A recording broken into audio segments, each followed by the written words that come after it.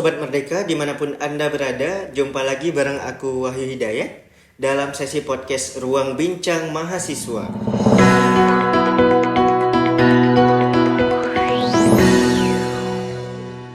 Nah, kali ini aku nggak sendiri nih, aku ditemenin sama salah satu temanku yang berprestasi, salah seorang mahasiswa dari Universitas Maritim Raja Ali Haji yang ikut kegiatan program pertukaran mahasiswa merdeka. Nah, langsung saja kenalin nih sama Kak Hikmal Akbar. Halo Kak Hikmal.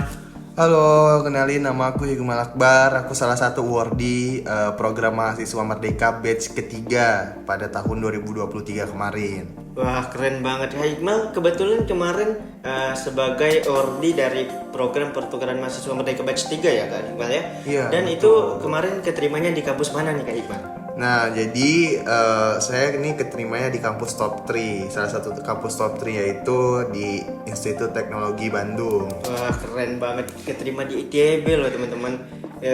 Dari berapa ratus mahasiswa nih yang keterima di ITB Kak Hikmal? Kalau nggak salah kemarin yang ngedaftar ya di ITB itu sekitar 500-an, tapi yang Wow, 500. 500 atau 700-an lupa gitu kemarin. Tapi yang diterima itu sekitar 289 mahasiswa dari seluruh Indonesia di luar Pulau Jawa. Luar biasa banget, 289 ya.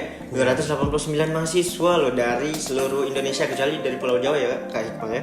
Oke, jadi kemarin mewakili kampus Umrah sendiri dong ya. Iya betul, kalau keren dari banget. umrah, kalau ke ITB memang saya sendiri yang daftar, memang iseng aja sih sebenarnya ikut pertukaran mahasiswa merdeka. Wah, iseng tapi bisa lolos gitu Iya, ya teman-teman. iseng berhadiah sih Ini kita istilahnya. perlu cari tahu nih kok bisa gitu ya. Nah, kemarin waktu mau daftar gimana nih perasaan Kak Hikmal atau bisa dapat informasi pendaftaran itu dari mana Kak Hikmal? Oke, jadi dulu tuh waktu ada sih teman saya di kampus luar juga, dia kok tiba-tiba kuliahnya nih di univ lain gitu. Jadi saya bertanya gitu melalui DM Instagram, saya bertanya, kok bisa sih belajarnya nggak di kampus yang kemarin, udah di beda kampus, supaya dia mengikuti program pertukaran mahasiswa merdeka. Nah kebetulan teman saya itu keterimanya di Brawijaya, jadi saya bertanya gitu gimana sih caranya. Oke, nah tadi Kak Hikmal dapat motivasi atau dapat informasi dari temennya yang udah menjadi awardee dari program pertukaran mahasiswa merdeka. Kita bilangnya PMM aja lah ya Kak Hikmal ya. Iya, PMM biar aja. lebih singkat gitu. Betul, biar lebih karena kita gampang. juga lebih mengenalnya dengan sebutan PMM gitu. Betul sekali. Oke, jadi dari informasi tersebut kemudian Kak Hikmal memutuskan untuk mendaftar PMM ya Kak Hikmal ya. Iya betul. Saya coba mendaftar itu dari buat akun terlebih dahulu itu bulan Januari 2023. Nah setelah itu baru lanjut ke tahapan-tahapan setelahnya. Nah, kalau boleh tahu itu kemarin syarat-syaratnya dan berkas-berkas yang diurus tuh apa aja sih Kak Iqbal untuk lolos ke program PMM ini? Kalau untuk berkas-berkasnya itu nggak terlalu ribet sih sebenarnya, kayak cuman transkrip nilai sementara atau IPK sementara. Setelah itu diminta lagi surat kesehatan. Kalau ada juga itu kalau nggak salah diminta juga asuransi kesehatan dalam bentuk apa saja seperti BPJS atau asuransi swasta seperti itu. Nah, lalu kita meminta izin di kampus untuk dibuatkan surat bahwa kita diperbolehkan gitu untuk mengikuti program pertukaran mahasiswa merdeka yang nantinya setelah kita lulus dari kampus yang menerima kita, maka selanjutnya itu nilainya itu akan dikonversi ke mata kuliah yang kita ambil di kampus utama. Oke, jadi di sana kita juga berkuliah ya Kak Iqbal. Jadi bukan sekedar datang ke kampus orang senang-senang jalan-jalan gitu. Karena persepsi orang lain melihat kita, wah enak nih anak PMM jalan-jalan aja katanya kan. Tapi ternyata kita juga harus punya tanggung jawab terhadap nilai kita di sana, karena pas kita pulang lagi ke kampus asal bakalan dikonversi nilai tersebut ya Kak Iqbal. Oke, terus pada saat mendaftar itu dari Kak Hikmal ada kendala-kendala apa sih, kayak misalnya orang tuanya nggak ngizinin atau seperti apa gitu? Nah, sebelumnya kalau pendaftaran ini orang tua saya memang nggak tahu kalau saya mendaftar. Nah, orang tua saya tahu itu setelah saya keterima nih, baru saya memberitahu bahwa saya diterima. Jadi untuk semester depan saya tidak akan berada di Tanjung Pinang, akan berangkat ke Bandung pada bulan Agustus, tepat tanggal 17 Agustus, tepat pada hari kemerdekaan Republik Indonesia. Oke, keren banget. Jadi kemarin sempat khawatir nggak diizinin orang tua ya Kak Iqbal ya. Iya. Tapi ada pepatah yang mengatakan lebih baik minta maaf daripada minta izin ya. Iya, betul Karena sekali. kadang kalau kita minta izin nggak diizinin, jadi kayak kita kepikiran gitu. Tapi kalau kita udah lolos baru kemudian izin, ya mungkin resiko resiko di nggak diizinnya itu lebih kecil. Lebih gitu kecil, ya. lebih kecil, Oke. betul sekali. Lalu kemarin dari pihak kampusnya gimana Kak Iqbal untuk program ini, apakah mereka mendukung banget gitu atau mungkin ada pesan-pesan dari pihak-pihak kampus kayak dosen gitu, berpesan apa kepada mahasiswanya gitu? Kalau untuk pihak kampus kemarin mendukung sih kalau untuk mahasiswa yang berangkat gitu. Jadi mereka memberikan pesan juga gimana jaga nama baik alma mater universitas, tidak yang berbuat yang aneh-aneh di sana. Usahakan peningkatan nilainya, mengikuti semua pembelajaran yang ada, program-program selain belajar di sana juga diikuti dengan baik. Jadi kita kembali ke sini dengan membawa ilmu dan budaya-budaya yang berbeda lagi. Bener banget. Jadi di sana kita bukan hanya datang membawa diri jalan-jalan atau cuman ya udah nyampe di Bandung nih, udah nyampe di top univ nih. Tapi di sana kita juga harus beradaptasi gitu ya Kak Iqbal, Iya, betul karena sekali. di sana berbeda sekali dengan di daerah kita seperti itu. Iya, betul. Nah kalau waktu kemarin Kak Iqbal baru nyampe di sana tuh ngerasain culture shock nggak sih di Bandung ya? Di Bandung itu Iya. ada ngerasain yang beda nggak gitu? Kalau culture shock itu nggak terlalu ya, cuman kayak culture shock pembelajarannya yang berbeda seperti itu.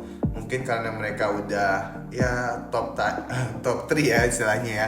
Jadi pembelajaran mereka itu lebih sedikit berbeda dengan kampus utama saya gitu. Jadi di sana itu kebanyakan pembelajaran, bukan kebanyakan lagi, memang semuanya itu basicnya English gitu. Jadi semuanya berbahasa Inggris, baik dari pengumpulan tugas, presentasi maupun proses belajar mengajar antara dosen dan mahasiswa juga menggunakan bahasa Inggris itu sih. Juga sama cara mereka belajar itu kayak lebih 2 kali atau 3 kali lebih cepat dari saya. Jadi saya harus mengikuti bagaimana proses belajar mereka itu kurang lebih hanya 2 minggu. Jadi saya mengikuti itu, jadi harus cepat-cepat beradaptasi gitu. Oke, jadi kemarin sempat ngerasain lah ya gimana akademiknya ITB gitu ya. Iya, betul. Karena berbeda sekali gitu ya Kak Iqbal, akademik yang di kampus terkenal dengan kampus kita seperti itu. Dan menurut Kak Iqbal nih, kira-kira waktu nyampe di sana ada perasaan, aduh gimana ya ini beradaptasinya gitu, atau pas baru nyampe di kosan gitu, waduh ini mau berteman sama siapa gini? Iya, betul.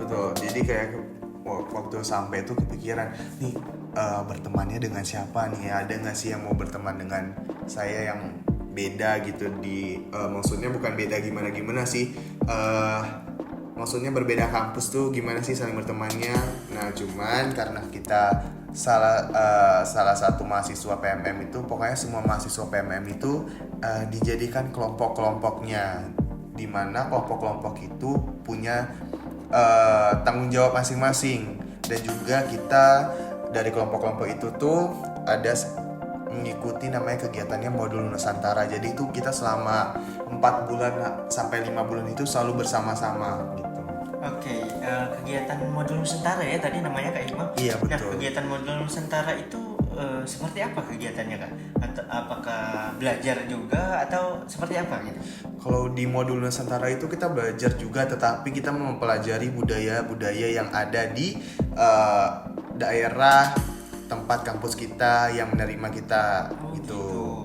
Terus maksudnya belajar budaya itu di kampus juga atau di mana gitu belajar Nah, budaya?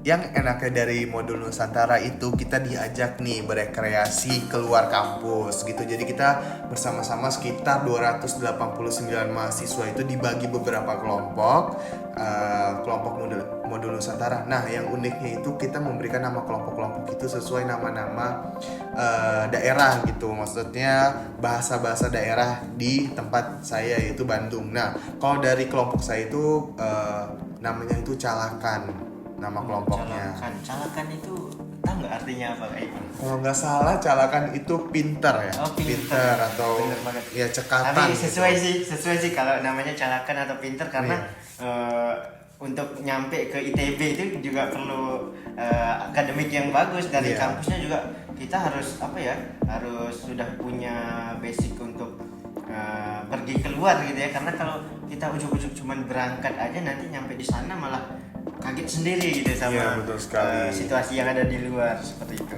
Lalu kemarin waktu seleksi itu ada seleksi apa aja Kak sampai akhirnya keterima di ITB? Kalau seleksi itu kemarin hanya seleksi administrasi setelah kita dinyalakan. Kalau seleksi administrasi lalu kita mengikuti namanya itu ada tes kebinekaan. Nah, dari tes kebinekaan itu kita menggunakan CAT atau aplikasi memang yang disediakan dari Kampus Merdeka. Lalu kita mengikuti, setelah itu baru langsung kalau nggak salah langsung pengumuman sih dari setelah kita melakukan tes kebinekaan itu. Terus kemarin waktu pengumuman gimana sih Kak? Ada rasa deg-degan atau gimana gitu waktu pengumuman? Iya sih ada rasa deg-degan, memang kayak berharap banget nih mudah-mudahan keterima nih di ITB karena pilihan pertama saya itu ITB kan. Jadi dia ada pilihan-pilihannya ya? Iya, kan? ada pilih-pilihannya. Itu kita bisa pilih, maksudnya gimana tuh? Milih kampusnya seluruh Indonesia atau seperti apa? Nah, dari sistem Kampus Merdeka ini kita harus memilih daerah di luar asal kita. Jadi misalnya saya berasal dari Pulau Sumatera nih, jadi saya harus tidak boleh mengambil yang di Pulau Sumatera, harus di Pulau Jawa, Pulau Bali, Papua, Sulawesi, Kalimantan gitu. Jadi kemarin saya mengambil Pulau Jawa, Pulau Bali, Pulau Sulawesi, Pulau Kalimantan. Jadi kita diberikan sekitar 7 atau 8 pilihan universitas dan pilihan pertama saya itu di ITB. Berarti keterimanya di pilihan pertama ya? Betul. Bagus banget, pertama. keren banget. Jadi keterima, kalau misalnya kita nggak keterima di pilihan pertama nih, gimana itu Kak?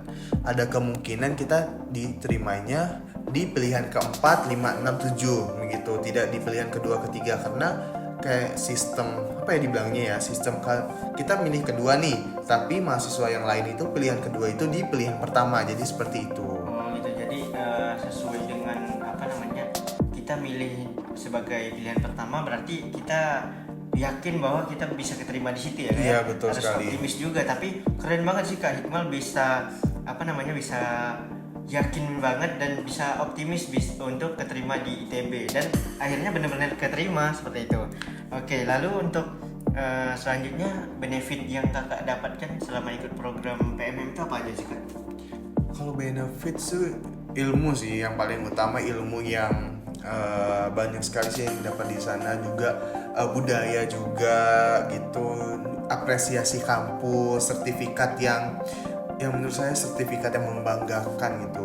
Jadi saya pernah berkuliah nih 1 semester di kampus top 3 gitu. Lalu selain ilmu dan pengalaman tadi, kira-kira kalau secara material atau hal lain gitu ada nggak sih? Nah, yang enaknya kita mengikuti PMM ini, untuk biaya tiket pulang pergi itu kita sudah ditanggung oleh Kementerian Kebudayaan, Riset dan Teknologi, dan juga selama di sana itu kita mendapat yang namanya BBH atau biaya bantuan hidup ya, bantuan biaya hidup. Jadi selama 4 bulan itu saya mendapatkan bantuan biaya hidup sebesar kalau tidak salah 6,5 juta itu untuk selama 4 bulan lebih gitu. Oke, jadi selain kita udah dibayarin tiket pesawat, dapat lagi di sana ya uang jajan, istilahnya uang jajan untuk kita bertahan hidup selama di rantauan gitu. Iya, Oke. Lalu untuk yang paling berkesan nih menurut Kak Hikmal selama ikut program PMM itu apa sih Kak? Kalau paling berkesan teman-teman saya sih yang di sana, kayak mereka tuh yang selalu ada gitu, yang saya mainnya dengan ini, keluarnya dengan ini, pokoknya kami selalu bareng-bareng sih. Jadi ada rasa sedih juga sih setelah pulang kemarin, ada sesi-sesi tangis-tangisan istilahnya ya. Iya. Karena kita pulangnya juga itu setelah beberapa hari penutupan itu 3 atau 2 hari setelahnya itu kita langsung Pulang ya? iya, kembali ke daerah masing-masing gitu. Karena kita awalnya mungkin pas nyampe di sana masih kurang dekat gitu kan. Betul. Masih malu-malu untuk bersapa, tapi karena udah 4 bulan nih bareng-bareng, apalagi tadi ada Menu Nusantara ya Kak ya. Iya, jadi betul kita sekali. lebih erat gitu, bondingnya lebih Iya, mantap bondingnya lagi, lebih mantap ya kan? gitu. Nah terus tiba-tiba dipisahkan oleh waktu. Iya, betul sekali. PMM-nya udah selesai gitu. Terus ada sering gabut nggak sih Kak kalau udah nyampe di rumah gitu, kepikiran, oh kok udah selesai PMM-nya, atau masih keinget teman-teman di sana gitu? Iya sih, kalau dibilang masih ingat, masih keinget banget sih. Sampai sekarang? Masih sampai sekarang sih. sekarang. Sampai sekarang, benar-benar Luar biasa, sampai sekarang. luar biasa banget benefit atau apa namanya, dampak dari program MBKM ya, salah Iya. satunya program pertukaran mahasiswa merdeka.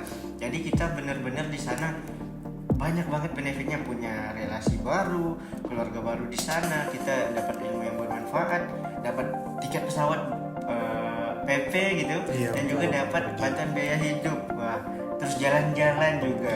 Jadi apalagi keterima di kampus top univ itu keren banget sih Kak, asli. Nah lalu untuk kakak sendiri ada nggak sih pesan atau tips bagi mahasiswa lain atau teman-teman yang lain tuh yang mau ikut PMM juga gitu, kira-kira apa sih yang perlu mereka siapkan dari sekarang gitu? Kalau untuk saya sih, untuk teman-teman mahasiswa yang ingin mengikuti program PMM ini, yang saya siapkan apa ya? Mungkin yang pertama tuh mental kali ya, mental tinggal di daerah orang atau di kehidupannya itu yang berbeda dengan kita, cara berbicara atau cara bersosialisasinya mungkin agak sedikit berbeda, jadi kita harus cepat beradaptasi. Juga siapin yang persyaratan-persyaratan yang dibutuhkan, bisa kita cek juga sih di websitenya Kampus Merdeka untuk syarat-syaratnya itu. Pokoknya disiapkan sebelum kita pengen banget atau memang kita nih harus mendaftar gitu. Harus jadi bagian dari program pertukaran mahasiswa merdeka ya Kak ya? Iya, Dan juga program lain dari Iya, Kampus program-program Merdeka. lain. Nah selain PMM, by the way kita juga ada program lain ya Kak ya, kayak MSIB. Iya. Itu program magangnya dari Kampus Merdeka gitu ya. Iya, betul. Dan Kampus Merdeka ini diselenggarakan oleh Kementerian Pendidikan dan Kebudayaan Republik Indonesia atau Kemdikbud gitu ya Kak ya. Oke, untuk Kak Hikmal terima kasih banyak ya Kak. Mungkin boleh closing statementnya untuk teman-teman yang di luar sana. Oke, mungkin closing statementnya seperti apa ya? Kata-kata di modul di PMM itu, dimana mempunyai slogan PMM, pertukaran mahasiswa merdeka, bertukar sementara, bermakna selamanya. Itu sih. Luar biasa, bertukar sementara bermakna selamanya. Betul.